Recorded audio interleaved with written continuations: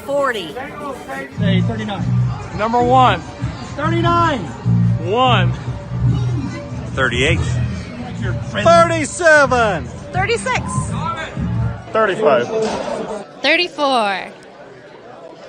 33. 32. 31. 30. 29. 28. 27. 26. 25. 24. 23. 22. 21. 20. 19. 18. 17. 16. 15. 14. 13. 12. 11. 10. 9. 8. 7. 6. 5. 4. 3. 2. 1. Sí, señor and señorito, it is time for the mouthwash.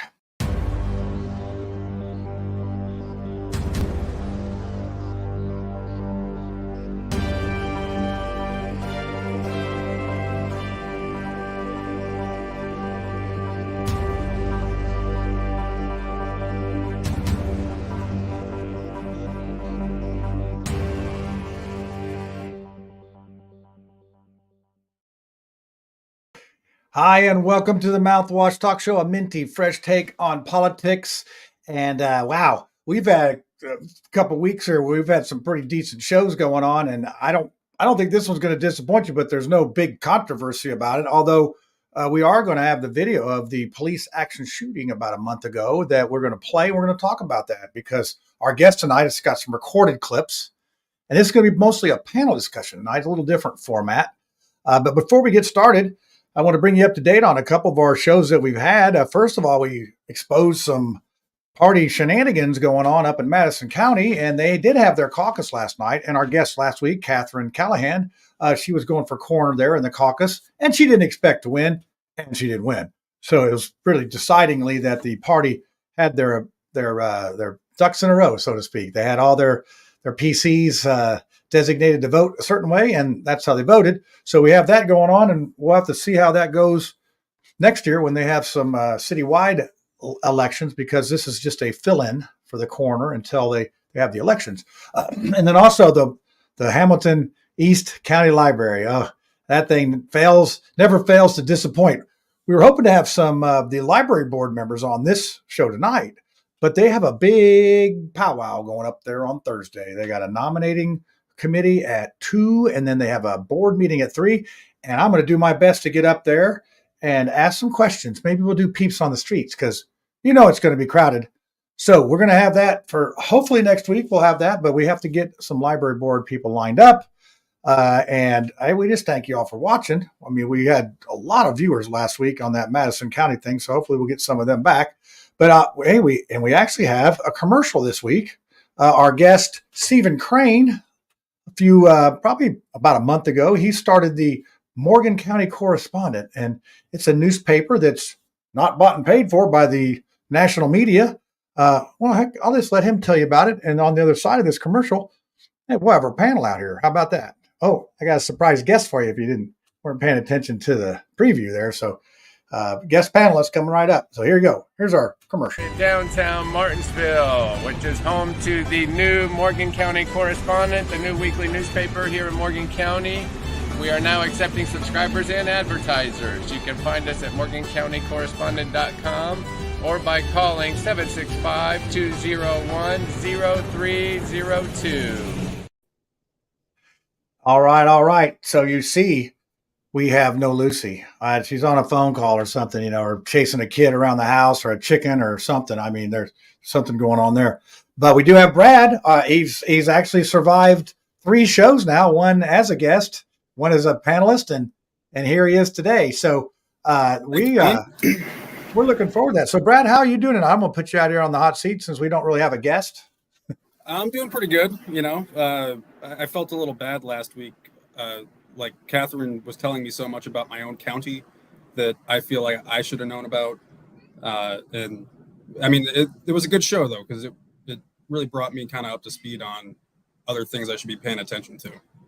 Yeah, and one of the things that the county chair did was send out like 2 emails at the right before the caucus that day, pretty much just it was lies about Catherine, and so I'm thinking. And I talked to another county chair, GOP county chair, that's highly esteemed in the GOP. He's not an establishment guy by any means, and he said he never does that thing. He never shows a bias until after a primary or especially in a caucus because he wants his people to go that. Now, in this case, it was this guy had no problem with it, so he was ready. No, it seemed like it was pretty well across the board. Like they knew what they wanted to do. Yep. So now I have Lisa filling in for Tiffany. Tiffany has she forgot it was her daughter's birthday tonight, so she was like, "Oh, I've double booked," and you know how that goes. Hey, here on Mouthwash, we family first, Mouthwash second. That sounded bad, but go ahead. So Lisa, that's how you got roped into this. So thanks for coming on tonight. Hopefully, we won't ruin your political career on the show. Yeah, exactly. I'm going to be mindful of all my responses tonight. You made me wash my hair, even though this would not be what I normally do when I wash my hair. This was what I could do on 40 minutes notice, just so you know. And I have to shout out to Tiffany. Tiffany, cheers. I got to that. That is, Lisa made that in the ceramic studio. That's her one and only piece on the potter's wheel she has made. And I know you all are thinking out there that ghost scene in that movie where they're making it wasn't none of that going on. You don't do that. If you pay attention in that ghost scene, if you're actually paying attention to the clay, they have no idea what they're doing. They don't even know how to center the clay. It's a mess. So hey, look who the cat. We do not do that. Actually, Johnny made this and I carved it. That is how that worked. Oh, I was trying to give you a little bit of credit, but look who the cat drug in. I know. Okay, good. Hey, Lisa. Yeah, the cat definitely drug me in. This humidity, our air conditioner putzed out on us. So thank goodness we've got like a little backup. This is why I look so terrible tonight. This is like terrible.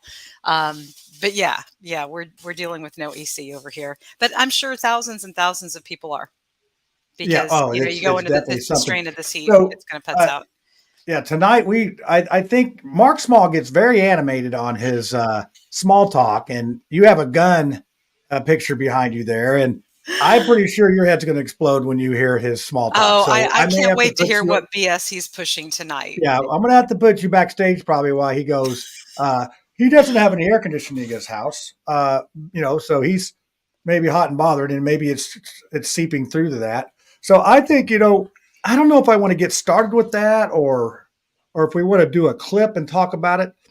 So I'm going to play the very first. I'm going to go ahead and play the clip. I'm going to play the clip. So we had Slick Whitty. He's our new investigative reporter. He's digging into some of this stuff, and he's done some ride-alongs with the police. And this last time, he's done 3. The last one, he called me. He said, "Hey, what kind of questions do you want to ask? What would you like to know?" So I did a little interview with him. And we're going to play the clips. And after this one, I'm going to play the introduction clip. And this one's about the craziest story that he saw, or the craziest thing that happened while he was out there. So we're going to play that, introduce him a little bit. And then after that, I'm going to ask you guys the question, and then we'll see if you got the answer right with him. So there will be a quiz. So please pay attention. So here, let's watch this first clip and see how it goes. How do you think the morale was with how things go on? Well, that was a prime question that I had because I really wanted to know. I mean, there's a lot of policies that are getting changed. New prosecutor got put in last year. And so I wanted to know, is like, even though you make all these arrests, you have the cases, they're built up. We see all these people, they're getting let loose or getting put on a low bond. What's the morale with you guys? And they said, we try to keep each other pretty, they try to help each other out if morale starts going low because they can build up this whole case if they want to, and they just happen. I got to stop that because that's the wrong clip. And I was like, wait, that's not it. So you already got a preview of the question I'm going to ask you. So here you go. Let's try this again. Luckily, I can edit this out for the TV part of the program, but I don't know what I was doing there. Sorry about that. When I was going to say something. All right, Mouthwash viewers, we have a special guest tonight. We have Slick Whitty. He's our new investigative reporter, and he's actually gone out and done a couple ride-alongs with the IMPD here in the city, and we're gonna find out what he's found out. But first of all, Slick, how the heck did you get the job of being an investigative reporter on a crazy show like Mouthwash? Well, I think me and Mouthwash have a kinship with each other of finding crazy people. So I think it was a magnet for me. I was attracted to Mouthwash, and I pleaded about going on the show and showing the amount of work that I put into the investigations of everybody that I kind of look into, because I love my deep dives. Yeah, you are definitely someone who gets into this thing. So let's get to it. This is about IMPD, and you've done 3 ride-alongs. Tell us your craziest thing that you ran into while you were on these ride-alongs. So I think the craziest one was just the other night. It was a Friday night. I've done, like you said, I've done 2 previous ones, and those 2 previous ones were a combination of Friday night. But the craziest things that we ran into was the second call. There were 2 family members. They were on pills and they were drunk, and they were fighting with each other in the middle of the street. So the neighbors, they called up the police trying to get things situated out. And they spent 2 hours trying to calm the whole situation down. Pretty much immediately, the first officer that arrived was like, "I recognize you, even though you're not going to tell me your name. I know who you are because we ran into each other a year ago with the same situation." So they got handcuffed pretty quick because they were about to fight again. Like one of the sisters, like she threw up her hands and started swinging a little bit, and then the other one had to block, and they had to restrain them. So we were there for about 2 hours. The paramedics had to get called. The fire department had to get called. So you imagine 2 hours, 3 officers, and then the supervisor got called. So they're all off the street. There's no resources at all for the Southwest District for their beats because 2 sisters decided to take a couple of pills and drink a little bit and get into a fight with each other. And so there you go. You have sort of a crazy thing and going on there. So it is it's just interesting that what the police officers have to do. Now, this was the night shift. It was 9 to 4, I think, or 6 in the morning or something like that. And he stayed till like 4 on this one. But so what do you guys think about the police job or whatever? And raise your hand if you want to go. So, and Slick Whitty says, "Okay, I'll put you out here. Okay, you get your thing." So what do you think maybe the toughest thing a police officer has to deal with? Discerning the critical nature of the event and how it will impact the community. So who is at the greatest risk, right? So is it the 2 people that are fighting, or is it the community that's around them? So they're obviously taking resources away from other events that could be going on at the same time. And this was Southwest District, so this could very well have been in our neighborhood. Oh, hold that thought. Hold that thought. So yeah. So, it's I consider that a domestic, even though it's sisters, it's not a husband and wife, it's still a domestic dispute. So so I kind of feel like the biggest question is, what could they have been solving, or what could they have been addressing elsewhere in the community that wasn't as critical as a domestic between sisters? Not to say that is not a critical issue, because it very well could have been, especially if they were packing, right? Yeah, I mean, it can get ugly fast when you're dealing with people that are intoxicated and all that. So I'm going to ask Brad. I'm going to put Brad out here because he's from Alexandria, which is near Anderson, Indiana. Do you have stuff like that going on in Alexandria? Not so much. I mean, every once in a while, you'll see it in the newspaper or read about it on Facebook, kind of a thing. But I would never want to be an officer in that kind of situation. It just has to be demoralizing. You were talking about the morale of the officers and how they try to keep each other up, but I'm sure that it has to be just kind of a revolving door of, you're seeing the same people sometimes. You're just you're getting people for the same things over and over again, and it has to probably weigh on you. So I would think my question is, do the officers have kind of mental health resources through the departments, and not just in the case of emergencies, but just in the day-to-day, stuff that they have to see? It has to be awful. And that's a very good question. In the morale part, hold that thought on morale, because we're going to come into that. And I'm going to ask you guys the question, what do you think about that? How do you think morale is?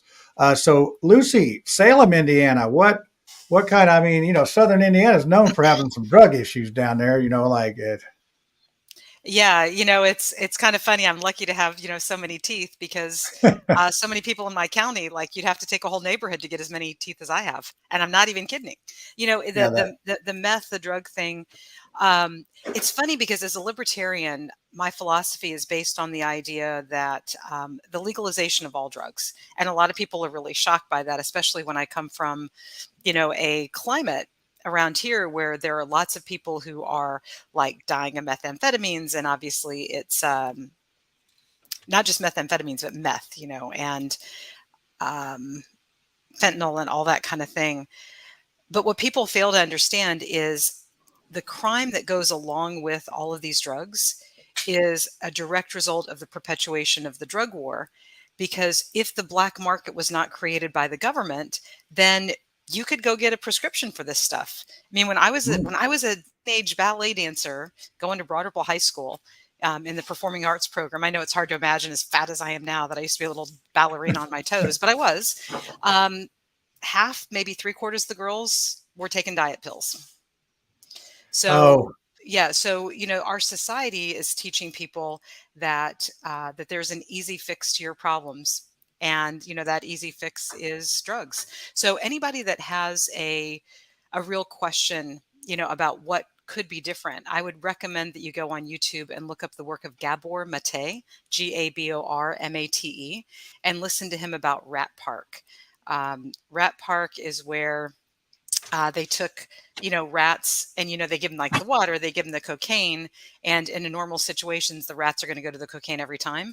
But when they put them in an environment where they were fulfilled, where they had, like mountains to climb and little treadmills to go on, and they had other things to do, they actually went for the water. So I see the drug problem as more a manifestation of the psychological sickness of our society. Yeah, and I would say boredom. I think a lot of it's just bored. I mean, I'm so busy, I don't have time for drugs. I can't do it. I mean, many people would probably like to see me on something, but I'm not. So Brad, here's the answer to your question from Slick Whitty. He's been told they have very amazing for mental health for officers. Right. So that's good. So see, this is good. So I think that now I'm going to ask the question. So I'll give you each an answer. We'll start with Lisa. It's going to be good, bad, or ugly. This is a good, bad, or ugly guess. How do you think the morale is with police officers that Slick Whitty observed? Good, bad, or ugly? Oh goodness, I kind of feel like I'm at an unfair advantage based on the meeting that we went to last night. But it's only an hour-long show. Come on. I would say bad. I would say bad. Okay, bad. Lucy, what would be your guess on that? Good, bad, or ugly? It's your choices. Bad. Bad? Bad? Okay, Brad? Was it anonymous, or We're not saying the officer's name, but... No, so like that's so if you were not saying the name too. And plus it's general, because he went ugly. On 3... Which one? Yeah. I'll guess ugly, just to...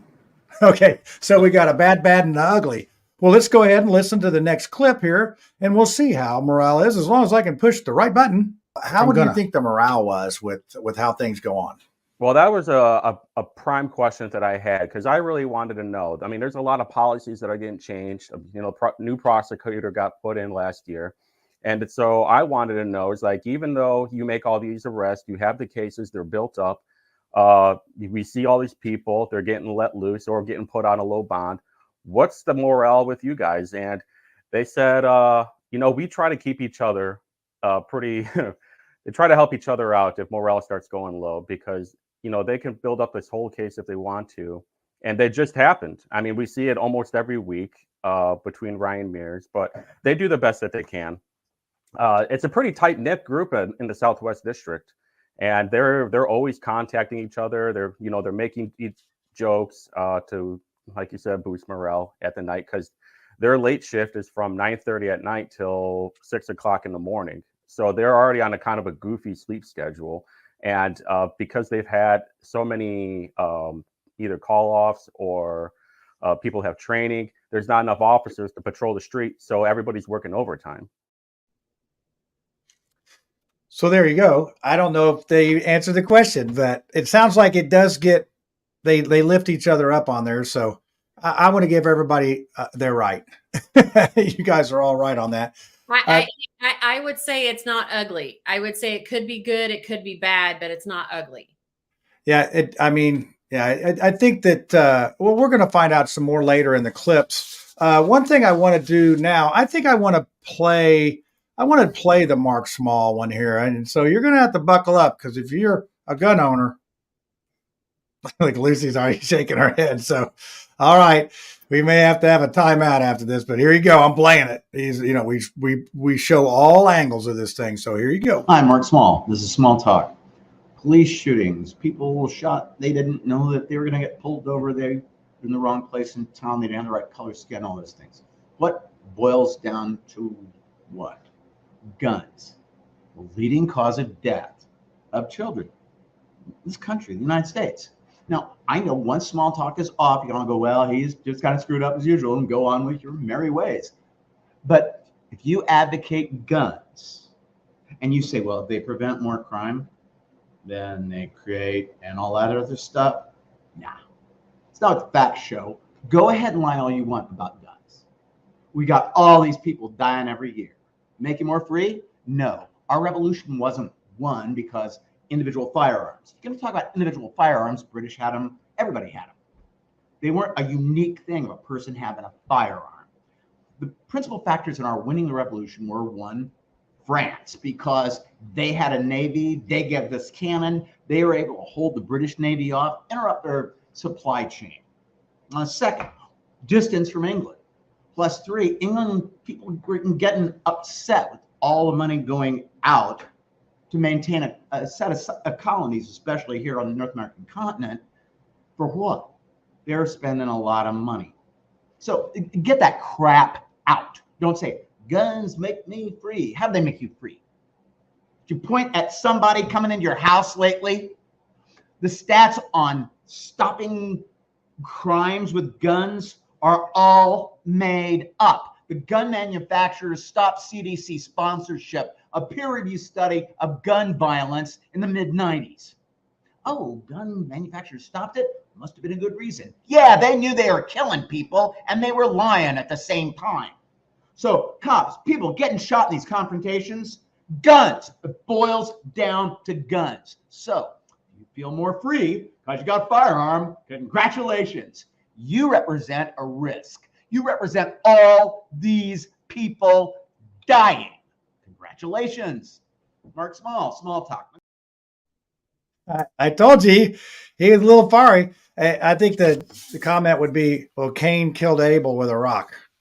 I mean, that's what I think the NRA would say. I don't know. So Lucy, can we just take a moment, and those of us who pray for Mark Small. He's delusional.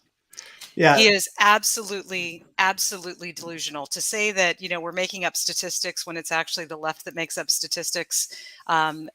So I went ahead and Googled, what are the top 10 causes of death among children? And it turns out that 30.6 of it is unintentional injuries. And after that, it's 15.9% cancer. And then 8.10% congenital malformations, deformities, chromosomal abnormalities, homicides down to 6.6%, heart disease 3.9%. I expect that one to jump soon, died suddenly. Now that's age 5 to 19 years. Now it is absolutely incredibly disingenuous for Mark and other leftists to start talking about firearms being the leading cause of death among children, because we all know, those who are sane and logical and can disassociate from, the emotional need to take guns away from people, because for him it's an emotional need. He thinks that he needs to feel safe, and he's getting his rocks off. He's getting an emotional payout by thinking that he's saving the children, which ironically he doesn't have any, right? So he's got to be, go out and save everybody else's kids. And of course, you are too stupid, because this is what the elitists think. The elitists think that you're too stupid to run your own life. I mean, that's what the Clintons of the world literally believe. So small vignette. Sorry to take over the mic, but small vignette. It's been about 25 years since Dorn and I looked into joining Mensa. I actually wrote a couple of articles for the local Mensa newsletter, when it was actually physically printed out. Went to the meeting. All these people were talking about is how much better they were than anybody else and everybody else. And Dorn showed up in camo along with, a couple of our other, Patriot friends. And these people were appalled. They were appalled at the idea that, there might be common people among them. Spoiler alert, both Dorn and I test high enough in order to qualify for Mensa, which is why we were looking into membership. But we decided that we're not those people. We're not the type of people that think that we know better than you how to run your life. And concurrent with that idea of we know how to run your life better than you do, is the idea that we know how to spend your money better than you do. And so this is one of the underpinnings of taxation. They don't think it's theft because you're too stupid. Say it. The money. Say it. Taxation is theft. Yes, so, that's a good. It was funny. Jason Hammer's son put taxation is theft in his yearbook picture. Yes, I tagged you on that. I was like, yeah, you're getting through to the youth. You're getting through to the youth. Well, so Brad. Yeah, sorry. I just can't stand these gun grabbers. I gave you free reign to rant for a while, so I'm going to do that. Brad, what's your viewpoint on the gun situation? I mean, you're coming at this from a Democrat. A lot of Democrats want to take away the guns and whatnot, but I'm not all of them. And see, I don't understand that concept. But I always think the whole argument that the Democrats are going to come take your guns is ludicrous, just because I don't think it could ever be put into practice. At any point in time. Guns are here. They're not. I don't think that argument is ever going to go away, or be settled. People are always not going to like guns, and some people are going to love guns. They're part of our history. It's not. It's in the Constitution. It's here. So we need to deal with the problems at hand, I guess, more than I think that we need to solve our issues without shooting each other. And it seems like that is, we're going to play the clip of the video that was left, that was let out today with things. And Lisa and I went to a meeting last night with CRT, critical something or other. Lisa's got all the acronyms on that. But they basically go out to the community and tell them what's going on. Now they explain to us in very much detail of how they do this. They send the video out to California to a non-biased company, and they look at the video and they, make it up. Then they show it to the family, and the family says, they edit the spelling or whatever, but they don't try to, and they show the family the video, that the raw footage, and then they show the video that they do explaining. Now we're just going to show a clip of this. You'll get your chance here in a second, Lisa. Okay, hold on. I want to make. Hold on, put her out here, Brad. Wait. I want to make sure you add to this commentary before you show the video that they recently added through feedback from the families over. I don't know. They didn't say how many years, but over the last couple of years. That the families wanted to hear audio commentary along with the footage, as opposed to just the footage. So John, I'm going to full disclosure. I have not watched it. I have not wanted to watch it. So is there commentary with this video? Yeah, what they do is there's a lot of it, and I would urge you to go on YouTube. It's because our show is strapped for time. We are going to show a clip of it. Okay, so I just want to say that that's part of the analytics that this department did with the feedback from the families, that they wanted the commentary to go along with the video to provide more context. So I just wanted to say that wasn't done before. It is a relatively new part of the video content that is provided after these get released. Okay, so I'm going to go back out here. So I'll set this up a little bit. So we're going to start the video where they talk about the process up to where the video actually comes out, and it'll show you on the map where it is. It'll tell you what sort of happened, and then it'll show you the footage. And then if you keep watching, they'll go through it and they'll show where the gun was in his hand. They'll show you a lot more. So there's not really anything to be doubted. Now, we're going to have a question at the end of this. Was this something that, it's going to be questionable. I'm going to tell you right now, it's questionable on how this went down. And I think this is part of the, things they were trying to solve, because I was heavily involved with the Drajon Reed case, which was streamed live Facebook. And it was about 31 days before the George Floyd situation. And I think that was part of what Indianapolis suffered with, because that was not handled well. And we asked these folks last night about, and they did not handle that right. That could have been handled a lot better. I think they've improved. And it's obvious they've improved by this video. So I'm going to go ahead and play this. So you'll have to, I got to do a screen share here. It's going to be interesting. And I think everybody's mic's live during this. So don't be cussing at your dog or anything while it's going on. So let's see if I can get this done here. Well, I just erased it. We'll try it again. Share screen and select critical incident here. Okay, share. There it is. Emerged from his car holding a handgun in his right hand and then ran. A short foot pursuit followed as Mr. Harrell ran with a handgun in his right hand and a cell phone in his left hand. Officer Carell gave verbal commands to Mr. Harrell to stop it, drop it.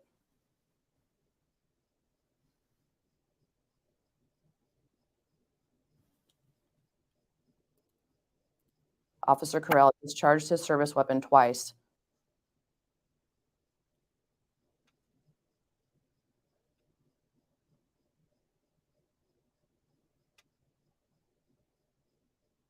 Striking Mr. Harrell once. Just like every other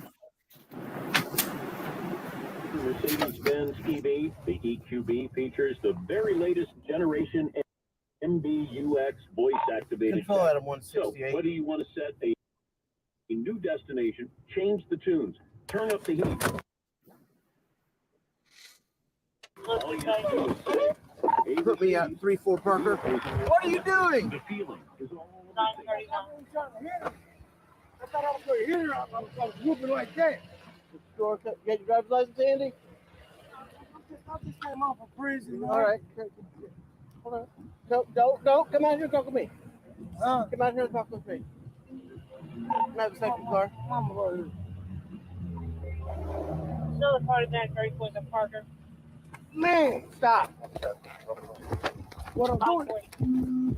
Foot pursuit, eastbound 3. Stop it! Drop it! Attention on road, southside, 34th and Parker. You listen back.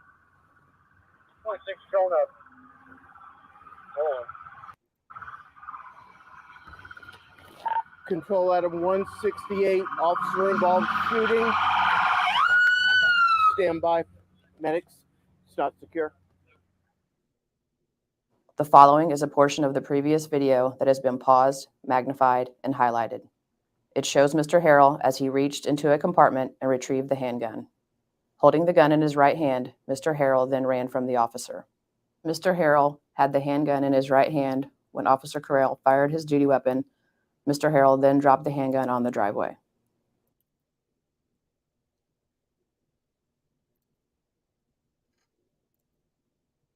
Okay, so that was sort of the thing. Sorry about the buffering there on that, but sort of gave you a second to watch that. So I think that was just what you would see in something. And basically this video is explaining what happened. They're not adding any commentary to, is it right? Is it wrong? Is it whatever? But we'll see. I mean, we'll see what the community says. But so I'm going to start with Brad. And Brad, what did you see there? And I'm going to go down the list here. Everybody's going to get a chance to talk about this and give an opinion.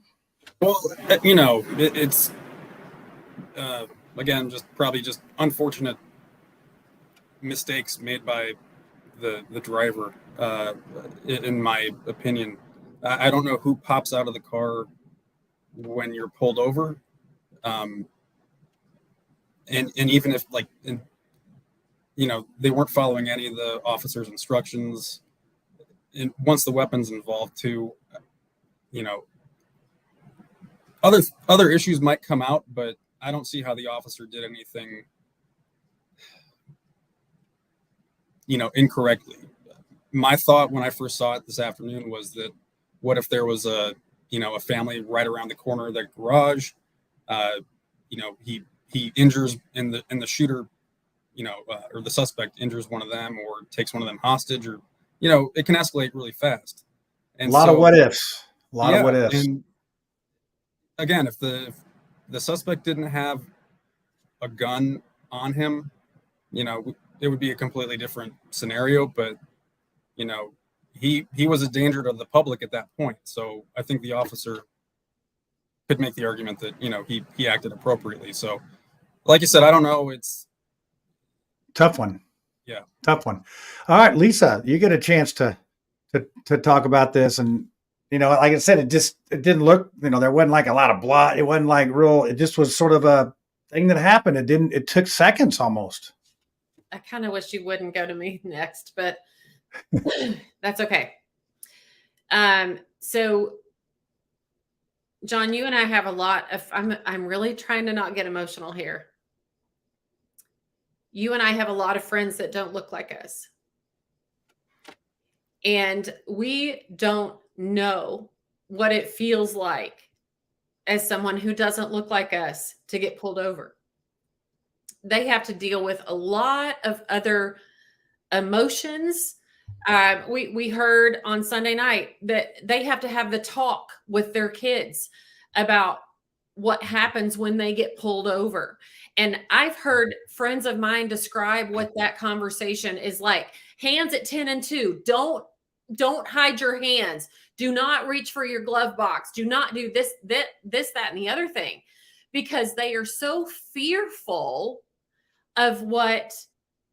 And I'm not talking about Indianapolis police. I'm just talking about law enforcement in general. That is what they are afraid of. And so did this young man do the wrong thing in the way he responded?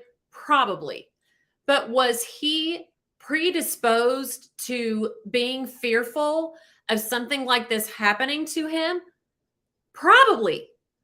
And so I can't say whether I thought this was right, wrong, or indifferent, because I don't know the full context. Even though there is commentary to go with this video, I do not know the full context. And I also don't know his prior experience and why he felt like he needed to run and why it went down the way that it did. But I think all of us as humans, regardless of our color, need to try to understand how others are experiencing this life. All right, we'll put Lucy out there. You get to go after that, Lucy, because this one's a tough one. I mean, this one's a tough one. It really is. And I'm not gonna be host. I'm gonna actually give my opinion after you. And so go ahead, Lucy. I have many friends that don't look like me too. And I put this up in the comments, so go look at the film, The Jones Plantation, because I think it'll show you that a lot of this, hopefully you'll get the message behind the film if you haven't seen it. I have this talk with my children. Some of my children are as hopelessly pale, almost translucent as I am. And some of my kids are a little bit toastier since my husband's a little darker complected. The fact of the matter is all of us should be having this conversation with our children. And the conversation is, you are confronted by an agent of the state who will very likely suffer zero negative effects if they shoot and kill you.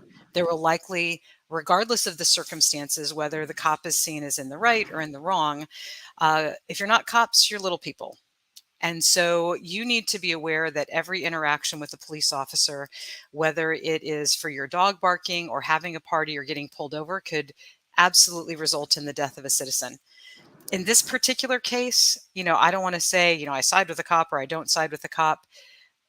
But any thinking human being, especially one whose parents have had the talk with them or especially has experienced life as a minority in this country, should know that you do not reach around into a glove box and pull out a gun. And in a time when so many, and who knows what the real statistics are, but in a time when it is possible that dirty cops carry around unregistered guns to throw near your body afterwards so that they can claim, I'm super grateful that the body cam is there. Every interaction with the police should be taped. We should be able to review it. But in this particular case, I'm not going to fault the officer for what was done.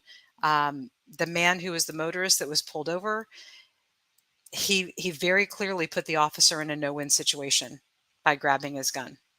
Yeah, I think you're There's spot on that one. no two ways about that. I don't have a love for any kind of law enforcement because I don't believe that one class of our citizens should be elevated above another. And we can talk about corruption and all that. But in this particular instance, an officer-related shooting was likely warranted. Yeah, and if I would urge you to go see the whole video. It's on IMPD YouTube page, and Slick Whitty's put a link in there in the comments. Thank you, Slick. You're not only a investigative reporter, but you're a part-time producer tonight too.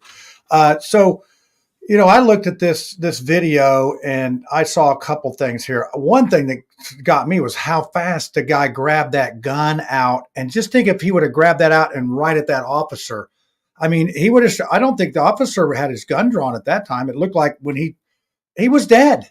He was dead. So he's already sort of at that. And then the guy running, when he took off running, I got the sense that he was probably, this was 9:20 in the morning. This wasn't like this was in the morning. Can I interject something?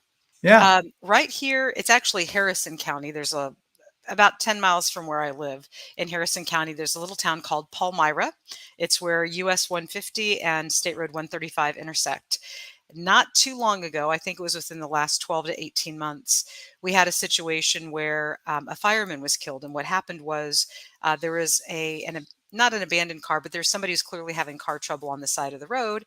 And one of our local officers and a local firefighter who's I think they were in separate cars, but anyway, they stopped to help this guy. And when they went to help this guy, and these are all white people, out in the middle of meth land, right? So goes to help the guy, and the guy grabs a gun and starts shooting at the officer who had perceived no threat up to this point. So he didn't have his gun out. And the firefighter tried to run and get away and take cover. And then the officer is trying to return fire. The firefighter's dead.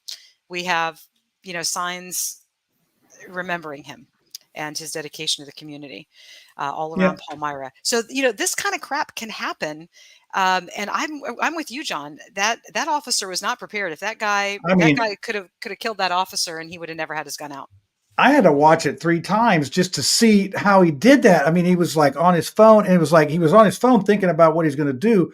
And I honestly think that he was probably on something. He seemed like he wasn't, and he probably was driving to get pulled over.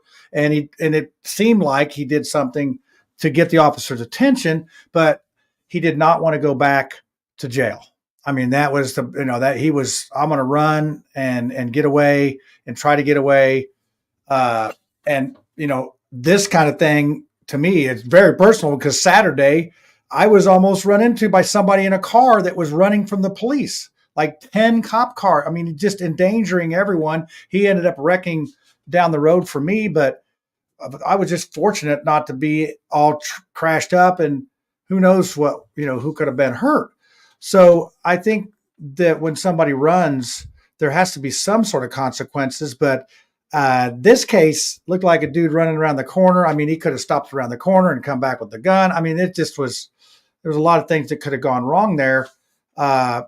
It's a very, very touchy situation, but we got a lot here. So Lisa, you want to talk about some more stuff here? You got a question? I just want to say, we're talking about this on this show. We're talking about all of our perspectives of what we've seen. I think as a community, we need to be mindful of the fact that we can't be a jury of peers within a community. We need to leave this up to the expertise of the officials who do this. And, you know, we can comment as much as we want to about what we perceive this to be. But we need to leave it to the professionals to actually do the work to see justice come. And that involves a lot of other things than what we see on this video. That involves conversations, that involves investigations, that involves a lot of things that we are not privy to.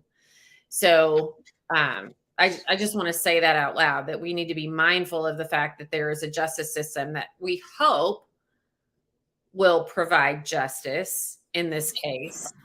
And we need to let that play out and not be, you know, not feed into the social media frenzy that's going to like feed off of all the details of this video without any context. So, right.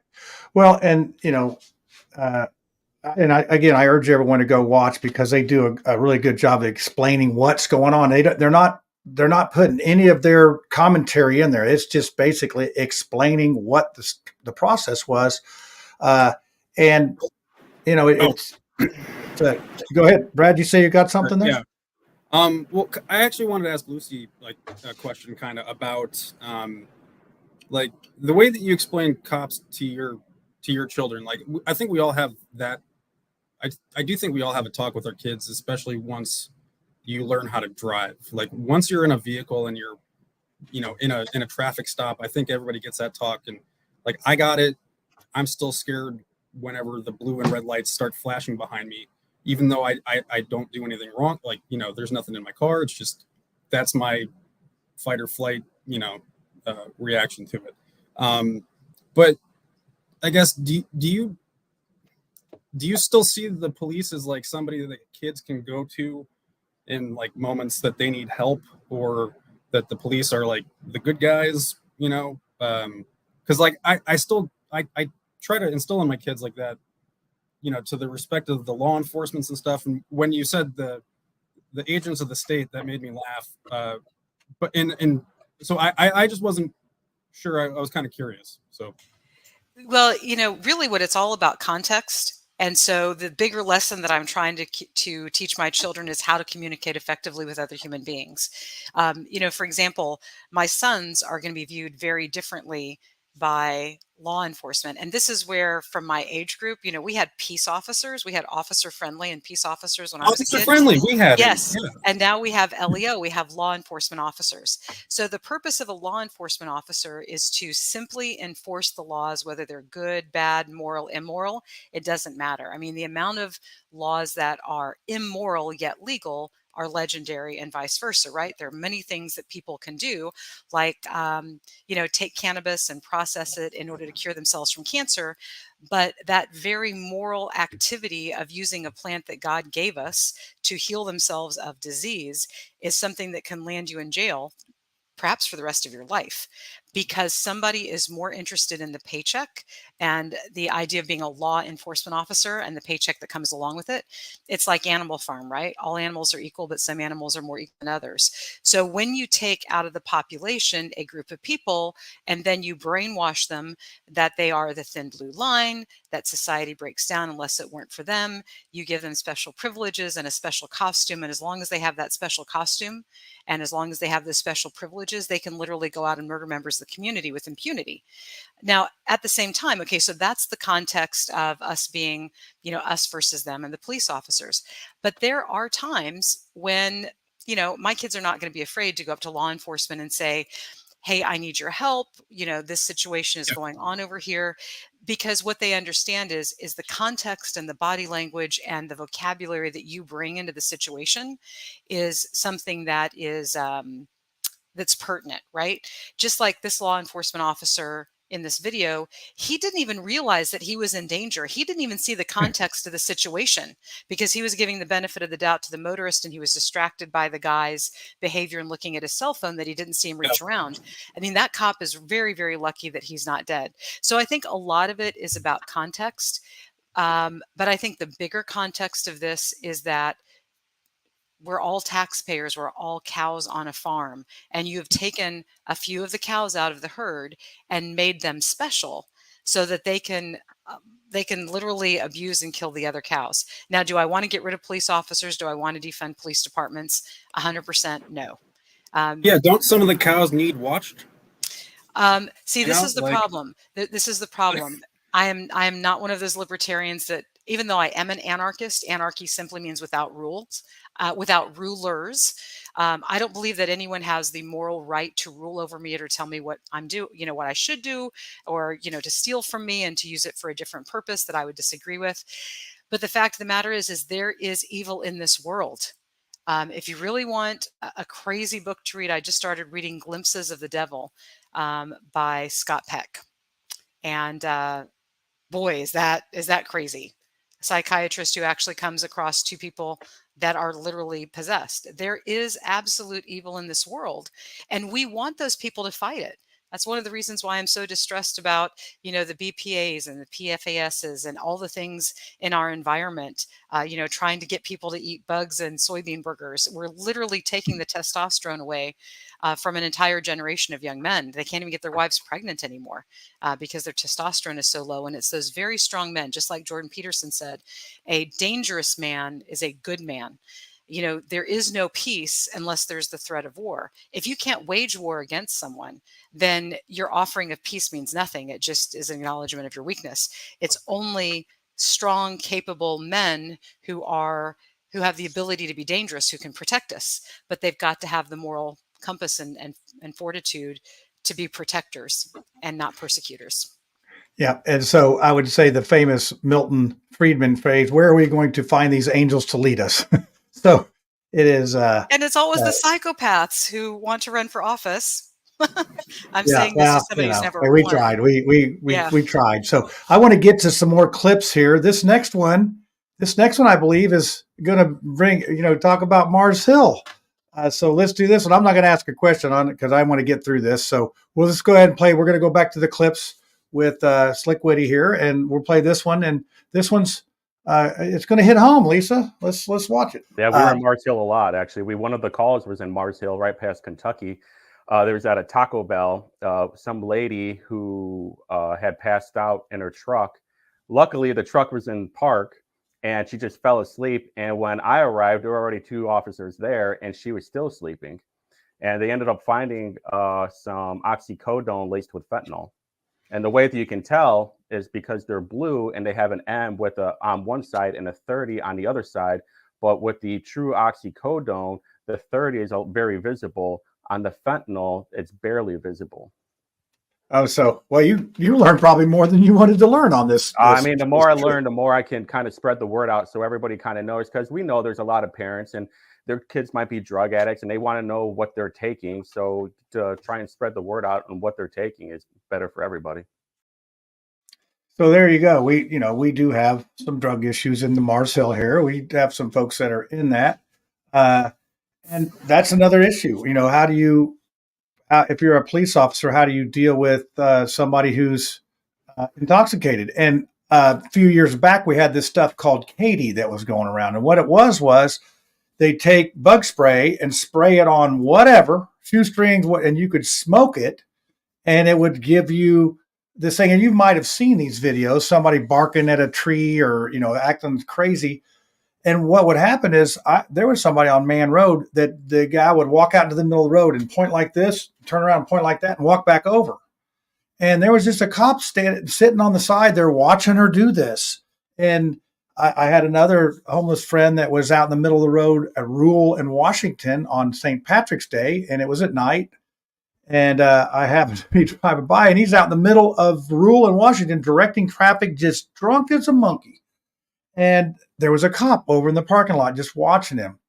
And I'm like, are you? So I stopped. I picked him up, took him to the mission. They don't take him while they're drunk, but I had him with some of his guys and they took care of him. But what do you do? What do you do when you have this situation? Somebody sleeping in the car, it's very tough. There's not, you take them to jail. Jail's not rehab.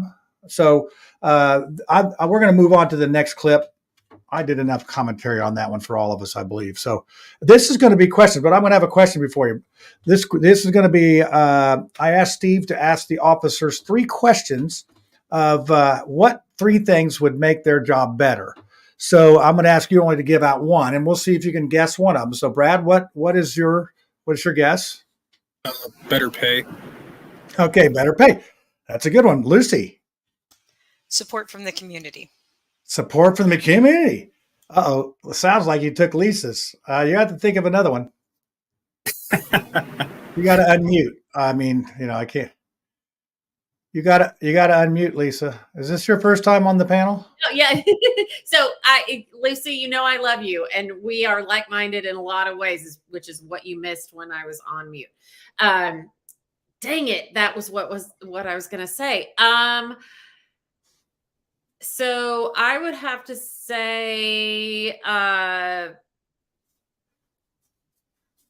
maybe more mental health resources, which I know they have a lot, but I'm going to say more. I don't think you can ever have enough.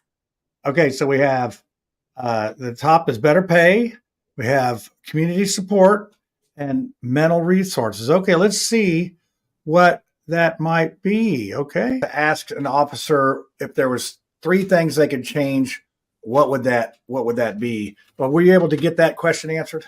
Absolutely. So number 1 was accountability, and it wasn't even just with IMPD. It was with the courts, it was the judges, the magistrates, but most importantly, the prosecutor's office. And like I was saying before, is like they can build this whole case, they can write detailed notes, but when they see that someone who has a record of felonies or I wouldn't even say misdemeanors, but they have a huge problem with getting in trouble, and then they're just released, or the case or the charges get dismissed. I mean, that's a huge problem with accountability. But they really only gave 2. They didn't give me a third one, but they'd like to see more community interaction. We see that next week, Southwest District has a IMPD community hangout at the Sam's Club. I think it's from like 11 to 7, but they would like to see more of that with all the districts. And they want to get to know people. For example, the officer that I rode with, they were telling me that they didn't even get to their beat until 2 a.m. So they're distracted with all these other calls, but they can't even patrol the area that they're supposed to patrol. And they'd like to interact more with the community, so they build that trust and relationship with them. Oh, so Lucy, if you were wrong, we threw you off the show. Oh, she came back. So there you go. But you didn't, Brad, hold that thought, because I think in the next one we do have that coming up. So you are correct, Brad, but it wasn't in that part of the segment. But I Lucy, felt like I lost Family Feud there for a second. So what's that? I felt like I lost the Family Feud for a second. Like, yeah. It was. There was. What's the guy that's on there? Family Feud used to be Richard Dawson. That was the good old days. I like Harvey. I like that guy. He's pretty good. He's pretty funny. So that was you guys did a good job there, Brad. You're right. On the next clip, I think you'll be validated on that. Lisa, they didn't. Those are good questions. Brad had that earlier about the mental health, but it didn't seem like that was something that Slick decided was worth asking, because he must have thought the folks he's ridden with seemed to have it together pretty good. Because I think if you were seeing somebody really stressed out, and you might ask that question. So let's see the next one. From what I know, just from the periphery experience that we have, I have heard that they have really great mental health resources. So, but I think with what they're dealing with, like I said, I don't think you can have enough. So that's why I said that. Yeah, I think it's also a matter of choice too. I mean, John, when you were talking about the drugs and saying like, what do we do? Like, you can't stop somebody from, putting glue on a shoestring and smoke. Like, how are you going to stop like free will? Like, you can't. you can't. Like, people are going to No, do what they you want. can't. You can't push a rope, and that's what it ends up being. But some of the things are when things come out. I mean, when Katie came out, nobody knew how many squirts to put on there, and it takes trial and error, and it takes overdoses, and it takes death. Same with fentanyl. Fentanyl was. I mean, I know police officers that were poisoned by touching it because of they were, and I wonder how The how problem with that works. fentanyl is the three-letter agencies in our own government that profit from this.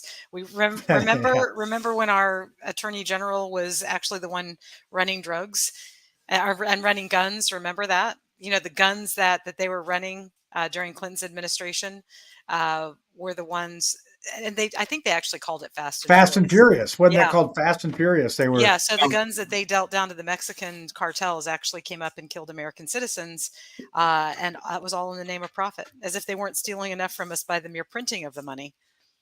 I wanted to say one more thing to Lisa about just the mental health is also a choice.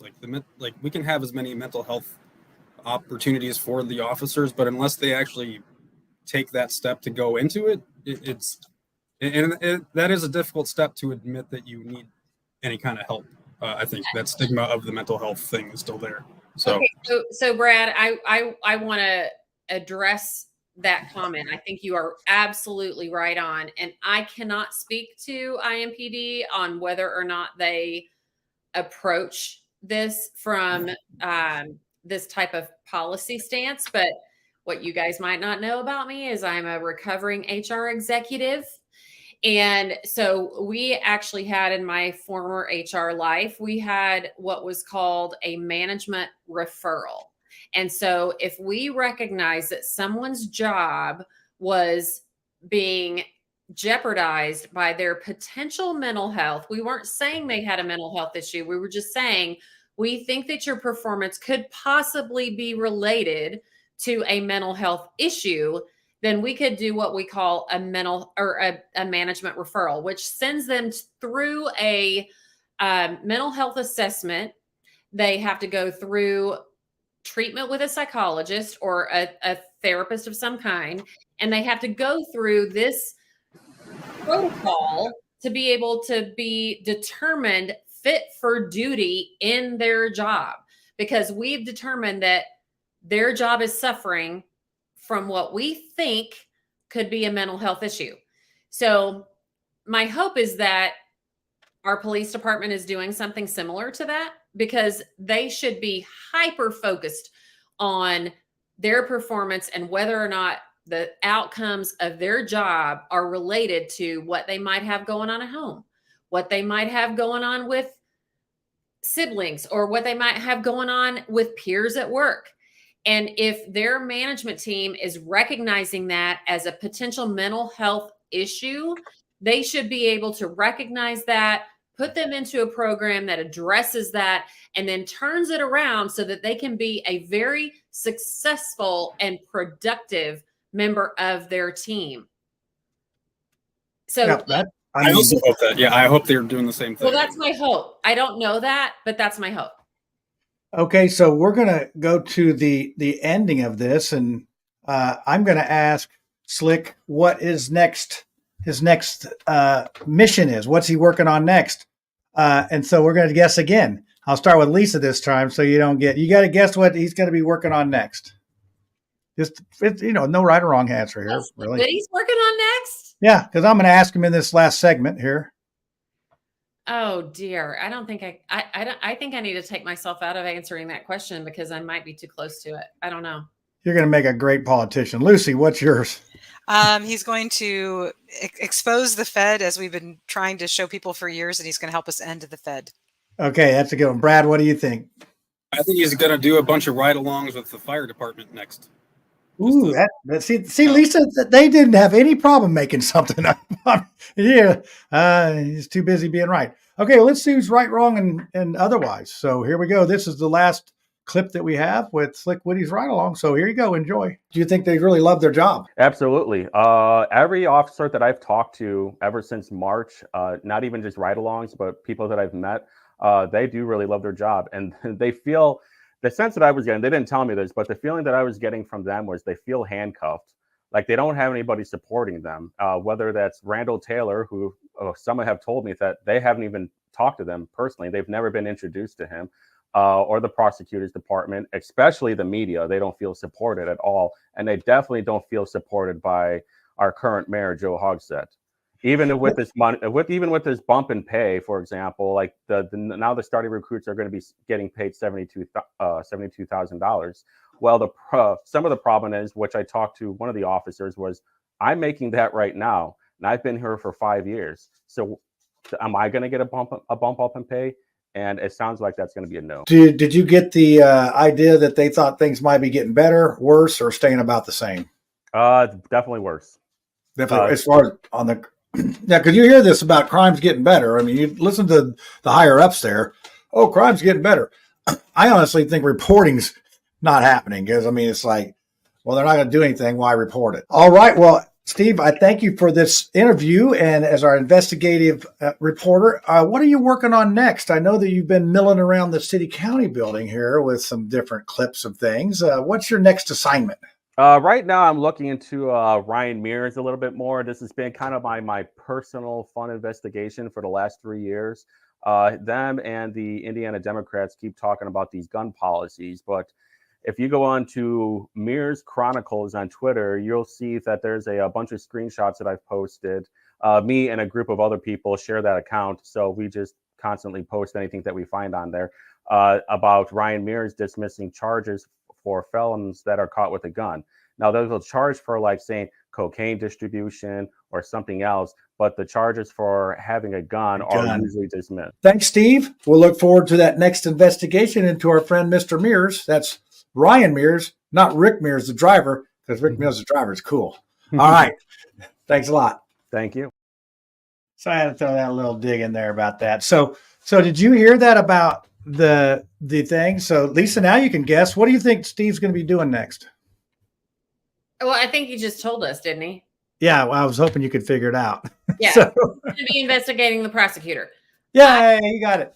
You got it. So I want to back up a little. I want to back up a little bit in that clip, John. So, what have I always said when there is morale issues, there are issues in performance within a group of people? It is a symptom of a bigger problem. And so our officers do not feel supported. They do not feel encouraged. They do not feel like anyone has their back. And that goes all the way up to the mayor. So the mayor and their senior leadership within IMPD, and I'm not throwing anybody under the bus. I'm talking about an employment or employee relations type of issue, that a lot of these issues we are seeing down within the ranks of the police department are issues that are higher up than where they are because they're not feeling supported. People don't know their names. They don't know their families. They don't know what they're dealing with. And that goes all the way up to the mayor's office. And unless you have someone in those offices who is willing to step down, get one-on-one, eye-to-eye with these people and say, I want to know your experience. I want to know what you're dealing with. And then I want to use what you're telling me to implement policies and procedures that change those things so that you have a better experience, then nothing's going to change. yeah, I would agree. And you heard earlier Steve talk about how they work together. They're a group. They're together, but it seems like they're together against everybody else. And I think if you were to pay attention to that, you'd see it. It starts at the top.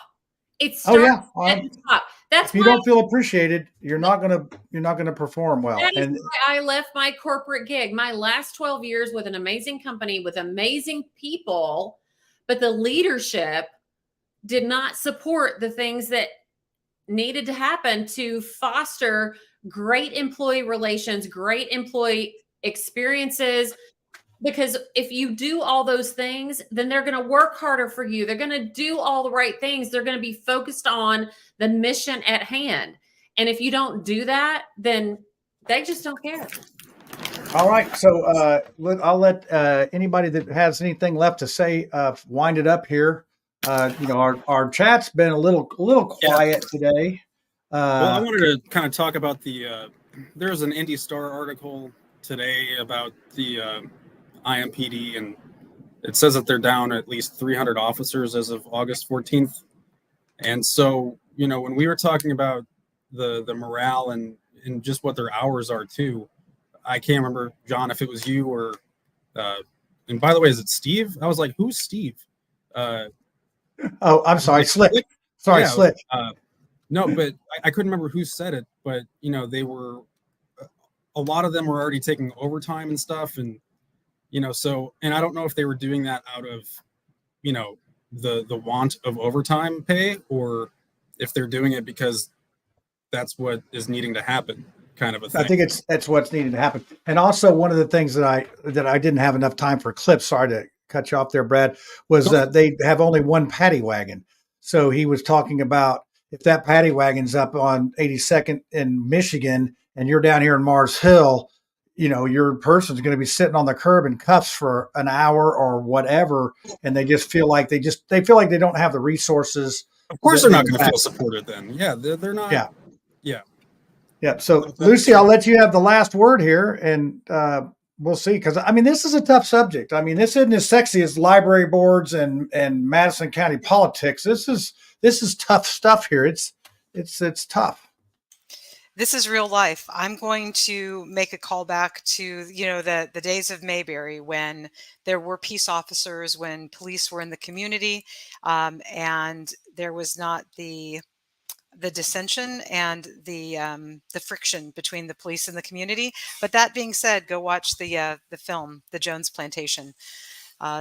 When you watch The Jones Plantation, I think you'll really understand where all this is coming from. If you get the allegory, you got to read a little bit into it. Yeah, I'm going to watch that. I barely can keep this show going every week. So my chances to get other things here. So here's Slick says, they're doing the overtime because they need to have a minimum amount of officers in each district. So they're filling gaps. That's crazy. And like yeah. So as I say that we were, we have so many things we can talk about on the show in the time period that we have. So I would just urge everyone to say hi to your police officer. We went to a meeting last night, and they're going to try to get out and be more community wise. And we made some connections there on who we need to talk to up in the upper levels to get that started here in our neighborhood. So if your neighborhood and you don't know your police officers in your beat area, make a few phone calls and figure it out. So that's we got conspiracy theory.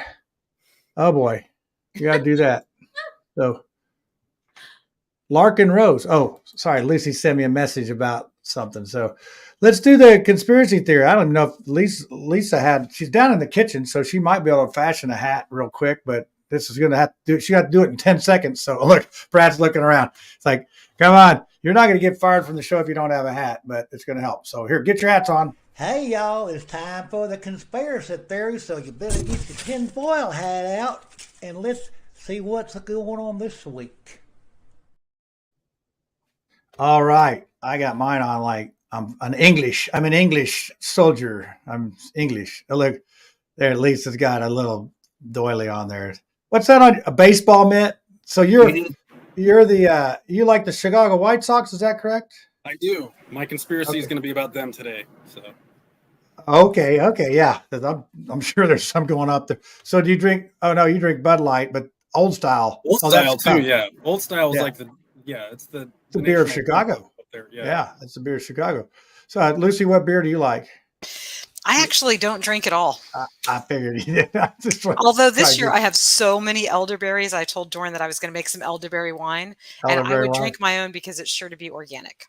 Yeah, and you'll make a song up about it, I'm sure of it. So, all right, hey, we don't even have the right format going here for the conspiracy. Oh, that looks better. I think I'll be on the top side here. Me and Lisa against the world. Okay, so who wants to go first?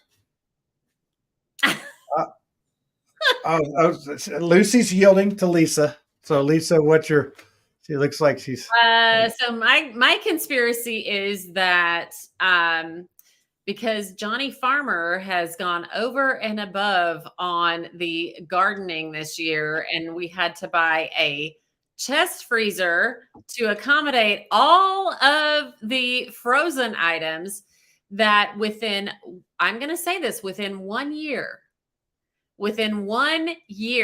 we are going to have to rely on all of those frozen goods for our meals.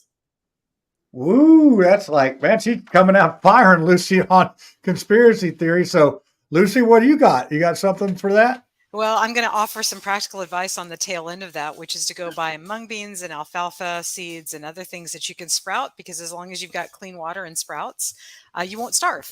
3 to 5 days later, you'll have the best nutrition ever. And also, of course, broccoli sprouts have an insane amount of sulforaphane, which is going to prevent cancer or treat cancer. So what is my conspiracy theory this week? Oh my gosh, there's so many to choose from, but of course it's all Bill Gates' fault. Bill Gates is, I think totally that Bill Gates is behind the Supreme Court decision that said that you can hire stupid people as cops, and that the mere fact that you are a high achiever, high IQ does not mean that they cannot discriminate against you. And who here knows that this was actually a Supreme Court case that an individual brought as a result of HR person, of course, would know. Very, very smart man, Mensa level, wanted to be a cop. They turned him down, and they said it was because he was too smart. And so he brought it as a discrimination case. And the Supreme Court said, no, they can absolutely hire only stupid cops, because what they are looking for is indeed rule followers.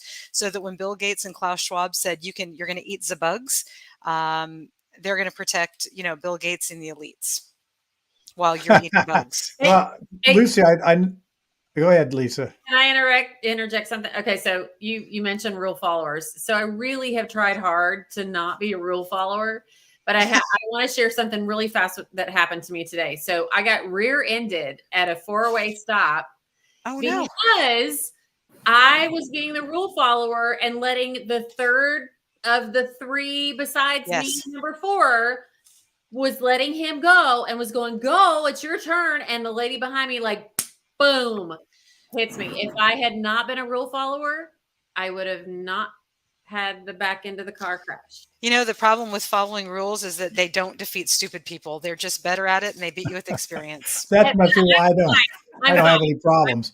I'm okay. Adam asked this question. Hey, John, are you going to trade a bottle of Chateau de Marseille wine for a bottle of Lucy's elderberry wine? Yeah.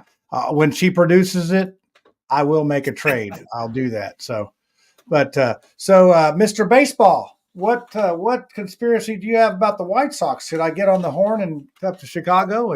Well, Jerry Reinsdorf, he's the owner of the team. He fired the general manager and another guy today, and all the White Sox fans are very happy.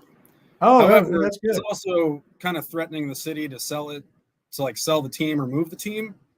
But my conspiracy is, I don't think he's going to do that.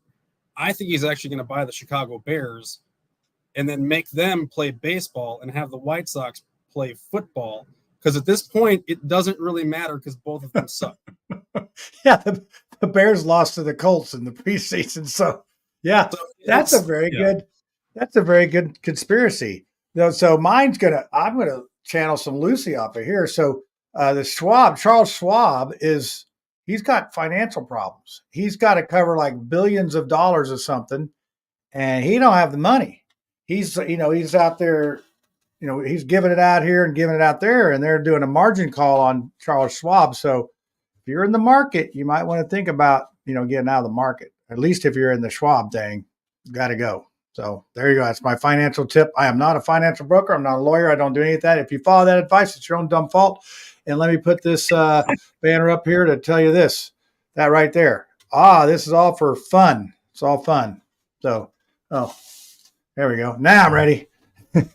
So that's when you need vegetables. Yeah, we got plenty of corns and whatnot. Corn, beans, squash. It's a good year for gardening this year. So, all right, everyone. Well, hey, thanks for coming on, and Lisa, thanks for filling in at the last second. And I think I got I don't even have an ending for Lisa here. Sorry, I don't even have an ending. We're just gonna have to say bye. What? So, hey, bye, everybody. We'll see you next week. We may have the library board. We'll have somebody. We'll have somebody on. Boy. Yeah. Good night, Elizabeth. Good night, everybody. Thanks, Brad. Thanks, Lucy. Thanks, Lisa. See you next week.